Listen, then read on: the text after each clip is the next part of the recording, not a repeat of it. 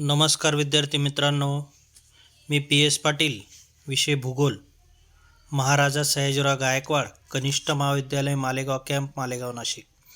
विद्यार्थी मित्रांनो, या तासिकेमध्ये आपण प्रकरण क्रमांक 8 भूगोल स्वरूप व व्याप्ती तासिका क्रमांक 5चा अभ्यास करणार आहोत. विद्यार्थी मित्रांनो, मागील काही तासिकांमध्ये आपण या प्रकरणातील भूगोलाच्या संकल्पना तसेच भूगोलाच्या शाखा प्राकृतिक, मानवी, त्याचबरोबर प्राकृतिक भूगोलातील इतर उपशाखा, मानवी भूगोलातील शाखा यांचा आपण सविस्तरपणे अभ्यास केलेला आहे. त्यानंतर भूगोलाचा आधुनिक कल म्हणजे आधुनिक युगामध्ये वावरत असताना भूगोलाच्या संधी किंवा मग भूगोलाचे गतिमान स्वरूप याचा अभ्यास आपण केलेला आहे. त्यानंतर भूगोलाचे आंतरविद्याशाखीय स्वरूप याचा देखील अभ्यास आपण केलेला आहे. भूगोलाचा इतर शाखांशी कसा संबंध येतो याचा अभ्यास आपण केलेला आहे. पर्यावरण विरुद्ध मानव या संकल्पनेचा देखील आपण बारकाईने अभ्यास केलेला आहे.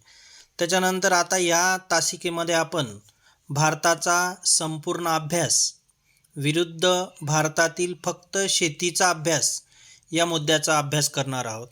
विद्यार्थी मित्रांनो, जेव्हा आपण भारताच्या संदर्भामध्ये विचार करतो तेव्हा भारत हा आशिया खंडातील अतिशय महत्त्वपूर्ण देश असून भारताची एकूण भौगोलिक तसेच सांस्कृतिक तसेच पर्यावरणीय दृष्ट्या जेव्हा आपण अभ्यास करतो तर अतिशय व्यापकरित्या आपल्याला त्या ठिकाणी सगळ्याच गोष्टींचा विचार त्या ठिकाणी करावा लागतो. खऱ्या अर्थाने भूगोलाच्या क्षेत्रफळामध्ये मोठ्या प्रमाणामध्ये आपल्याला पर्वतीय, पठारी, मैदानी अशा भूरचनेचा त्या ठिकाणी आपल्याला अभ्यास करावा लागतो. आणि त्या पद्धतीने आपण जेव्हा भूगोलाचे प्राकृतिक स्वरूप जेव्हा पाहतो, प्राकृतिक स्वरूपामध्ये आपल्याला असं स्पष्ट दिसून येतं की त्या भागामध्ये बऱ्याच ठिकाणी आपल्याला पर्वतीय क्षेत्र, पठारी क्षेत्र, मैदानी भाग, नदी, सरोवरे अशा विविधांगी त्या ठिकाणी आपल्याला भारताच्या क्षेत्रफळामध्ये विविधांगी आपल्याला प्राकृतिक रचना. आता भारताच्या उत्तरेला जर आपण अभ्यास केला तर त्या ठिकाणी हिमालयीन पर्वतरांगा आहेत आणि भारताच्या दक्षिणेला त्या ठिकाणी हिंदी महासागराचे स्थान आहे. भारताच्या पश्चिमेला त्या ठिकाणी अरबी समुद्र आहे आणि भारताच्या पूर्वेला बंगालचा उपसागर आहे. म्हणजेच भारताला 3 बाजूंनी पाण्याने वेढलेला आहे, तर एका बाजूने भूमिखंडांचं अस्तित्व आहे. खऱ्या अर्थाने या सगळ्या गोष्टींचा जेव्हा आपण अभ्यास करतो तेव्हा भारताचा संपूर्ण अभ्यास आणि फक्त भारतातील शेतीचा अभ्यास हा मुद्दा जेव्हा अभ्यासाला किंवा विचारात जेव्हा आपण घेतो तेव्हा फक्त भारताचा जेव्हा आपण विचार करतो तर भारतातील अनेकविध प्राकृतिक घटक, आता अनेकविध प्राकृतिक घटकामध्ये मोठ्या प्रमाणावर आपल्याला पर्वतीय क्षेत्र असेल, पठारी क्षेत्र असेल यांचा विचार करावा लागतो.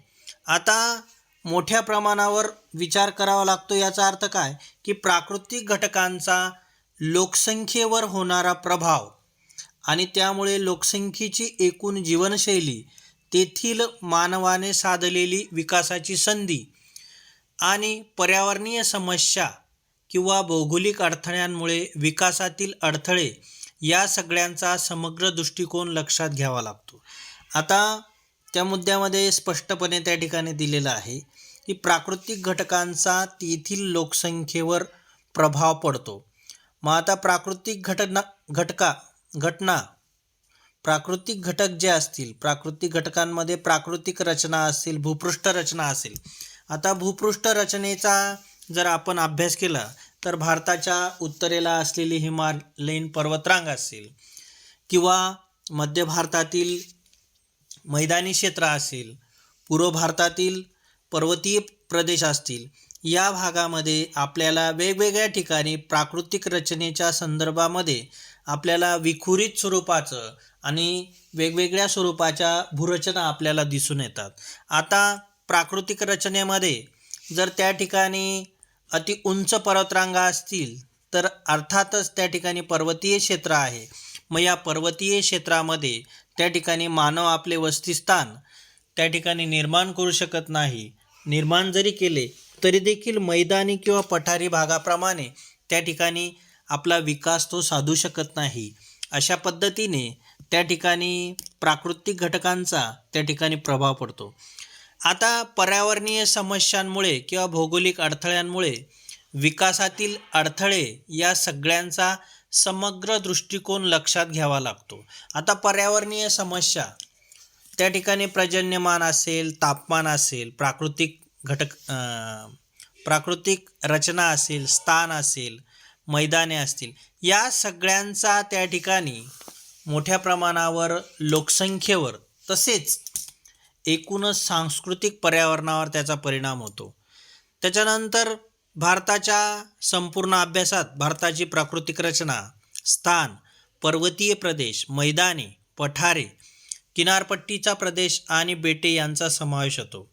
खऱ्या अर्थाने भारतामध्ये नुसते पर्वत, पठार, मैदान नसून तर बेटांच्या सानिध्यामध्ये देखील आपल्याला मोठ्या प्रमाणावर लोकसंख्या स्थित झालेली आपल्याला दिसून येते. त्याच्यानंतर किनारपट्टीचा प्रदेश देखील भारताला मोठ्या प्रमाणावर लाभलेला आहे आणि किनारपट्टीच्या माध्यमातून समग्र खंडांतर्गत भागाचे तापमान असेल, हवामान असेल, हे सगळं त्या ठिकाणी अवलंबून आपल्याला दिसून येतं. मोठ्या प्रमाणावर पर्जन्यचक्राच्या बाबतीत जरी आपण विचार केला तर त्या ठिकाणी मोठ्या प्रमाणावर भारतातील ऋतूंचा जरी विचार केला, भारताचे मोसमी हवामान असेल, भारताच्या हवामानातील विविधता, भारतातील वनक्षेत्र व त्यातील विविधता, भारतातील ऋतू, भारतातील जलसंपदा आणि जलप्रणाली, भारतात उपलब्ध होणारे विविध खनिजे, भारतातील पशुधन, भारतातील विविध मृदा, अशा अनेक विविध प्राकृतिक घटकांचा अभ्यास करावा लागेल.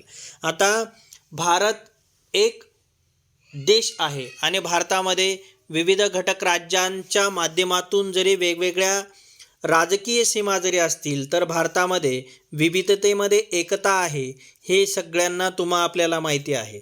परंतु प्राकृतिकदृष्ट्या जेव्हा आपण विचार करतो तर त्या ठिकाणी हवामानातील विविधता, काही ठिकाणी पर्वतीय क्षेत्राच्या परिसरामध्ये किंवा प्रदेशामध्ये आपल्याला शीत हवामान दिसून येतं, तर त्या काही ठिकाणी जेव्हा आपण सागर किनारपट्टीवर पोहोचतो किंवा त्या ठिकाणी अभ्यास करतो तर त्या ठिकाणी आपल्याला समसमान तापमान किंवा समसमान हवामानाच्या नोंदी त्या ठिकाणी आपल्याला दिसून येतात. अशा पद्धतीने भारतातील मग ऋतुचक्र असेल, त्याच्यानंतर भारतातील जलसंपदा आणि जलप्रणाली हा अतिशय महत्त्वाचा मुद्दा आहे. जलप्रणाली, भारतातील ज्या काही मोठमोठ्या नद्या आहेत त्यामध्ये गंगा असेल, यमुना असेल, गोदावरी असेल, आपल्या महाराष्ट्रातील गोदावरी नदी असेल, कृष्णा असेल, कोयना असेल, या सगळ्या नद्यांच्या माध्यमातून, तापी असेल, या सगळ्या नद्यांच्या माध्यमातून त्या ठिकाणी भारतातील जलप्रणाली विकसित झालेली आपल्याला दिसून येते आणि जलप्रणालीच्या माध्यमातून मोठ्या प्रमाणावर त्यांच्या खोऱ्यांच्या प्रदेशामध्ये त्या ठिकाणी शेती व्यवसाय असेल किंवा इतर अन्य उद्योग त्या ठिकाणी भरभराटीस आलेले आपल्याला दिसून येतात. आता त्याच्यानंतर भारतातील उपलब्ध होणारी विविध खनिजे, भारताच्या एकूणच नैसर्गिक साधन संपत्तीचा आपण जेव्हा विचार करतो किंवा अभ्यास करतो तर भारताच्या विविध राज्यांमध्ये आपल्याला खनिजांचे साठे त्या ठिकाणी आपल्याला विपुल प्रमाणात पाहावयास मिळतात. या खनिज साठ्यांच्या माध्यमातून देखील मोठ्या प्रमाणावर आर्थिक विकासाला चालना मिळते आणि तेथील एकूण सांस्कृतिक पर्यावरण विकसित होऊन मानवी विकासाला त्याचबरोबर राष्ट्रीय उत्पन्नाला त्या ठिकाणी चालना त्या ठिकाणी मिळताना दिसून येते. म्हणजेच भारताचा जेव्हा आपण अभ्यास करतो तेव्हा या सगळ्या गोष्टींचा किंवा या सगळ्या मुद्द्यांचा अभ्यास केल्याशिवाय भारतातील एकूण भूगोलाचा अभ्यास पूर्ण होऊ शकत नाही. आता भारतातील पशुधन असेल, आधुनिक युगामध्ये पशुधनाचा अगदी व्यापारी दृष्टिकोन डोळ्यासमोर ठेवून इतर राष्ट्रांप्रमाणेच भारताने देखील त्या ठिकाणी धवल क्रांती असेल, मोठ्या प्रमाणावर पशूंच्या प्रजाती असतील आधुनिक युगामध्ये त्या विकसित करून मोठ्या प्रमाणावर त्या माध्यमातून अर्थार्जन असेल हे त्या ठिकाणी उपलब्ध होताना आपल्याला दिसत आहे. भारतातील विविध मृदा, आता मृदेच्या बाबतीत विविध मृदांच्या माध्यमातून प्रत्येक मृदेचा गुणधर्म आहे आणि त्या मृदेच्या माध्यमातून त्या ठिकाणी विशिष्ट पीकपद्धती विकसित होऊन त्या ठिकाणी वेगवेगळे पीकपद्धती आपल्याला दिसून येतात. म्हणजे अशा अनेक विविध प्राकृतिक घटकांचा अभ्यास आपल्याला करावा लागतो. या प्रत्येक घटकाचा त्या प्रदेशातील लोकांच्या व्यवसायावर प्रभाव झालेला किंवा त्यातून विकसित झालेली सामाजिक, आर्थिक, सांस्कृतिक रचना यांचाही अभ्यास भारताच्या भूगोलात केला जाईल किंवा केला जातो. आता विविध क्षेत्रांमध्ये जसे हवामान असेल तशा पद्धतीचा पोशाख किंवा तशा पद्धतीचा पेहराव त्या ठिकाणी मानव हा त्या ठिकाणी करत असतो.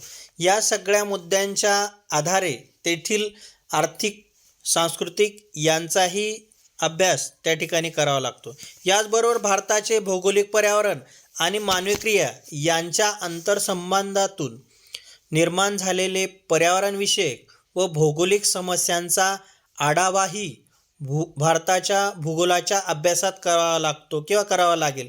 एकंदरीतच हा अभ्यास खूप विस्तृत आणि सखोल असेल. मी आधीच बोललो की त्या ठिकाणी जेव्हा आपण भारत हा एक स्वतंत्र देश नसून मोठ्या प्रमाणावर भारतामध्ये प्राकृतिक, भौगोलिक, पर्यावरणीय म्हणजे त्यामध्ये पुन्हा प्राकृतिक घटकांमध्ये त्या ठिकाणी भूपृष्ठ रचना असेल, भारताचं स्थान असेल, या सगळ्या मुद्द्यांचा त्या ठिकाणी अभ्यास करून पर्यावरणविषयक आणि भौगोलिक समस्यांचा आढावाही त्या ठिकाणी घ्यावा लागेल. अशा पद्धतीने या तुलनेत भारतातील शेतीचा अभ्यास हा एक प्रमुख व्यवसायाशी निगडीत असून या अभ्यासात केवळ भारताच्या विविध प्रदेशातील हवामान, भारताच्या विविध प्रदेशात आढळणाऱ्या विविध मृदा प्रकार आणि त्या आधारे भारतातील विविध प्रांतात घेतली जाणारी विविध कृषी उत्पादने यांचा प्रादेशिक तोलनिक अभ्यास केला जाईल. आता खऱ्या अर्थाने भारतातील शेती प्रकाराचा किंवा शेतीचा जेव्हा आपण अभ्यास करतो तर त्या ठिकाणी विविध राज्यांमध्ये त्या ठिकाणी वेगवेगळ्या स्वरूपामध्ये त्या ठिकाणी शेती व्यवसाय हा चालताना आपल्याला दिसून येतो. आपण जर राजस्थान राज्य किंवा मध्य प्रदेश राज्याचा जर उदाहरण त्या ठिकाणी घेतलं तर त्या ठिकाणी राजस्थानच्या बऱ्याचशा भागामध्ये अगदी हंगामी किंवा कोरडवाहू प्रकारची शेती त्या ठिकाणी केली जाते. तर पंजाब असेल, महाराष्ट्र असेल, उत्तर प्रदेश असेल, या ठिकाणी मोठ्या प्रमाणावर जलसिंचित स्वरूपाची शेती त्या ठिकाणी आपल्याला दिसून येते आणि विविध मृदा प्रकाराच्या माध्यमातून विविध प्रांतांमध्ये शेती व्यवसाय हा विकसित झालेला आपल्याला दिसून येतो. काही प्रमाणात भूरचनेचा जलप्रणालीवर पडणारा प्रभाव आणि त्या आधारे काही प्रदेशांनी केलेल्या जलसिंचनाच्या सोयी यांचाही विचार या अभ्यासात केला जाईल आणि या सगळ्यांमधून भारतातील कृषी उत्पादने दर्शवणाऱ्या विविध नकाशांच्या माध्यमातून भारतीय शेतीचा तोलनिक आढावा घेऊन वितरण स्पष्ट केले जाईल. आता खऱ्या अर्थाने जेव्हा आपण भारताचा एकूण क्षेत्रफळाचा जेव्हा विचार करतो, विविध राज्यांमध्ये त्या ठिकाणी विविध नद्यांच्या माध्यमातून मोठ्या प्रमाणावर नदींची खोरी विकसित झालेली आहेत. असे असले तरी काही भागामध्ये अतिशय कमीत कमी पाण्यावर पिके कशी घेतली जातील किंवा कमीत कमी फक्त निसर्गावर अवलंबून किंवा फक्त पर्जन्यावर आधारित पिकांची त्या ठिकाणी रचना देखील भारतामध्ये आपल्याला दिसून येते. मग जलसिंचनांच्या सोयी हा शेतीच्या व्यवसायामधला किंवा शेतीच्या विकासामधला अतिशय महत्त्वपूर्ण मुद्दा ठरतो. विस्तृत क्षेत्रावर आधुनिक यांत्रिकीकरणाचा वापर करून जास्तीत जास्त उत्पादने कशी घेता येईल किंवा मोठ्या प्रमाणावर त्या ठिकाणी शेती व्यवसायातून अर्थार्जन कसे निर्माण होईल याचा देखील आधुनिक विचार त्या ठिकाणी विकसित होताना आपल्याला दिसतोय. परंतु भारतामध्ये वाढत्या लोकसंख्येला अनुसरून शेतीचे तुकडीकरण ही एक समस्या शेती व्यवसायामध्ये आपल्याला दिसून येते. त्याच्यानंतर ऋतुचक्रामधील होणारा बिघाड, अवेळी पडणारे पर्जन्य किंवा बेमोसमी पर्जन्य याच्या माध्यमातून मोठ्या प्रमाणावर शेती व्यवसायाला आव्हाने निर्माण झालेले आपल्याला दिसून येतात. आणि आपण किती जरी मोठ्या प्रमाणावर त्या ठिकाणी जलसिंचनाच्या सोयी उपलब्ध करून दिल्या तरी देखील हवामान हा अतिशय महत्त्वपूर्ण मुद्दा त्या ठिकाणी शेती व्यवसायासाठी ठरतो. आणि हवामानाच्या माध्यमातून पोषक हवामानाच्या प्रदेशामध्ये किंवा समसमान हवामानाच्या प्रदेशामध्ये त्या ठिकाणी शेती व्यवसाय अतिशय चांगल्या पद्धतीने होतो. परंतु मोठ्या प्रमाणावर जेव्हा तापमान असेल किंवा पर्जन्यमान असेल यांच्यामध्ये जर कुठेतरी बिघाड होताना दिसला तर त्या ठिकाणी शेती व्यवसायाला चालना मिळत नाही आणि मोठ्या प्रमाणावर आर्थिक तसेच पर्यावरणीय नुकसान त्या ठिकाणी लोकसंख्येला त्या ठिकाणी दिसून येतं.